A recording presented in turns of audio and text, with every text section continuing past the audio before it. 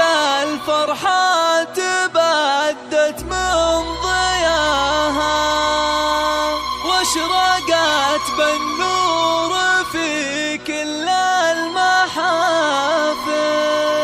لأجل عين الفارقة في مستواها. هذه النسخة للاستماع فقط. جميع حقوق النشر والتوزيع محفوظة.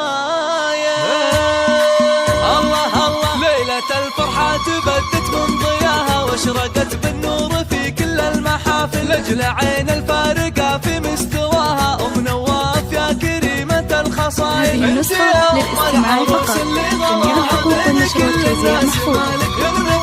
أنت يا أم العروس اللي غلاها بين كل الناس مالك من مثايل راقية بأخلاقها وطيبة وفاها. أنت يا أم نواف رمز للفضايل انت كل العروس يا حلاها هذه سارك القبوس بنت كل العروس يا حلاها هذه سارك القمر زين ودلايل مهرة بين البني قامت تباها زانها الله بالحلا والوصف كامل سارها اللي حسنها لما يضاها والذكر والعقل وجزل الفعايل نافست في زينها وما في سواها شيخة الغزلان وطول الطوائل سارها اللي حسنها لما يضاها والثقل والعقل وجزل الفعايل فرحة نواف تبلغ في مداها قامت تهلي وتلعب بالجدايل فرحة نواف تبلغ في مداها قامت تهلي وتلعب بالجدايل يا عسى ربي يبارك في هناها والسعد في عمرها بكل المراحل يا عسى ربي